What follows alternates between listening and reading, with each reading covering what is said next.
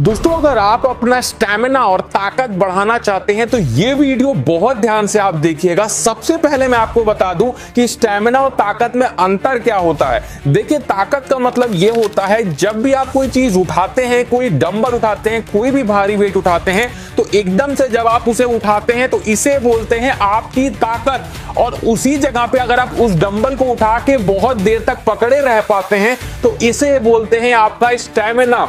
इसीलिए क्या होता है, जो खेत में जो किसान काम करते हैं उनका स्टैमिना बहुत ज्यादा माना जाता है। ये बहुत सारी रिसर्च में पाया गया है।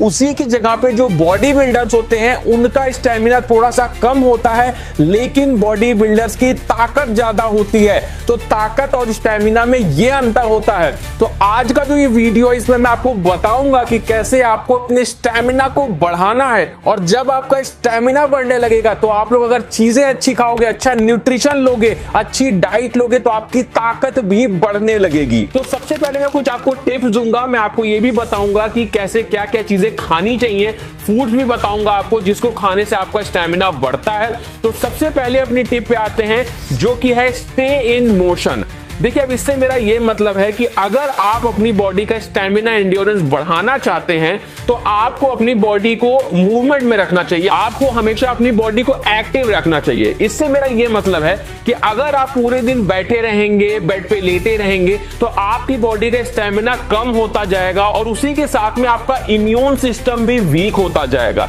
तो अगर आपको अपनी बॉडी का स्टैमिना बढ़ाना है तो अपनी बॉडी को एक्टिव रखिए। हमेशा कुछ ना कुछ आप करते रहिए। अगर आप ज्यादा देर तक खड़े रह सकते हैं, वॉक कर सकते हैं, तो इससे आपकी बॉडी एक्टिव रहती है और आपका जो ब्लड सर्कुलेशन है वो बॉडी में लगातार तेजी से होता रहता है, जिसकी वजह से आपकी बॉडी में स्टैमिना बढ़ता है। इसका एक बहुत ही इजी तरीका है। अगर आप जल्दी स्टैमिना बढ़ाना चाहते हैं, आप डेली कोई ना कोई गेम खेलिए। सबसे अच्छा जो गेम होता है जिसमें सबसे ज्यादा हमारा स्टैमिना बढ़ता है वो गेम है फुटबॉल। अगर आप फुटबॉल खेल सकते हैं तो आप डेली फुटबॉल खेलने की कोशिश करिए, या अगर आप गेम नहीं खेलना चाहते हैं तो थोड़ी देर, कम से कम 30 मिनट्स की वॉकिंग या रनिंग अगर आप करते हैं तो आपकी बॉडी का स्टैमिना बढ़ता है। अब बहुत से लोग मुझसे पूछते हैं कि मैं रनिंग करता हूं लेकिन रनिंग में मेरा स्टैमिना कम है, मतलब मैं ज्यादा देर तक नहीं दौड़ पाता हूं। तो देखो, इसका एक सबसे बड़ा रीजन है कि आपकी जो डाइट है उसमें प्रॉब्लम है, तभी आप ज्यादा देर तक रनिंग नहीं कर पाते हो। आपने अपनी हाइपोट्रोफी को हिट कर दिया है और उससे ज्यादा आपकी बॉडी नहीं झेल सकती है। तो इसके लिए आपको अपनी डाइट को भी चेंज करना पड़ेगा। डाइट में मैं आपको बता दूं ऐसे ऐसे फूड जो आपकी बॉडी का स्टैमिना बढ़ाते हैं, एंड्योरेंस को बढ़ाते हैं। तो सबसे पहला जो हमारा फूड है वो है ओट्स। ओट्स अगर आप खाते हैं तो इसमें हाई रिच कार्बोहाइड्रेट होता है जो कि स्लो डाइजेस्टिव कार्बोहाइड्रेट होता है, जो कि हमारी बॉडी के स्टैमिना बढ़ाने के लिए बहुत ही ज्यादा कारगर है। उसके बाद पीनट बटर।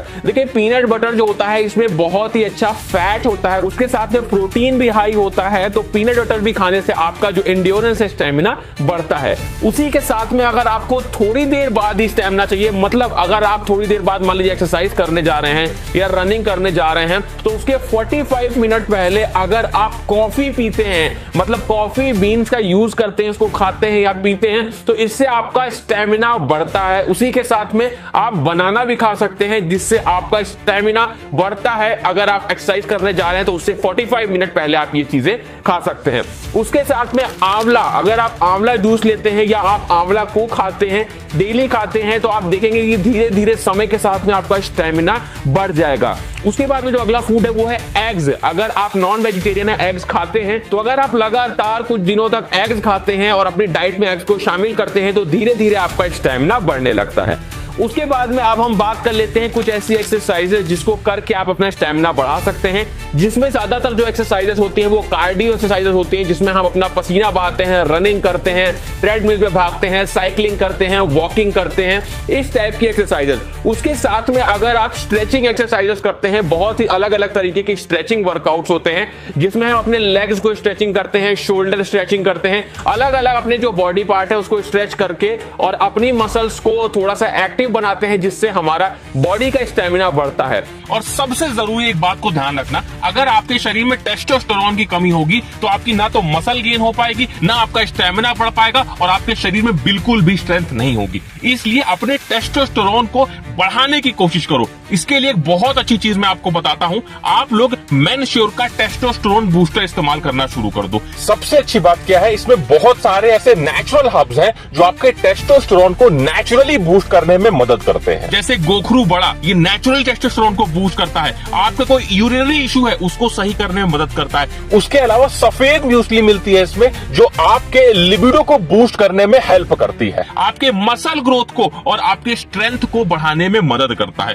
उसके अलावा सबसे जरूरी चीज इसमें अश्वगंधा है। अश्वगंधा आपके टेस्टोस्टेरोन को नेचुरली बूस्ट करने में मदद करता है, आपके स्ट्रेस लेवल को कम करने में मदद करता है, जिससे आप लोगों का ओवरऑल वेलबींग अच्छा होता है। मेनश्योर का टेस्टोस्टेरोन बूस्टर 100% नेचुरल है और सबसे अच्छी चीज ये क्लिनिकली प्रूवन है। इसमें कोई भी आप लोग को साइड इफेक्ट देखने को नहीं मिलता है। ये आपके मसल ग्रोथ को एनहांस करता है, आपके स्टेमिना को इंप्रूव करने में मदद करता है, आपके सेक्स ड्राइव और परफॉर्मेंस को इंप्रूव करने में हेल्प करता है।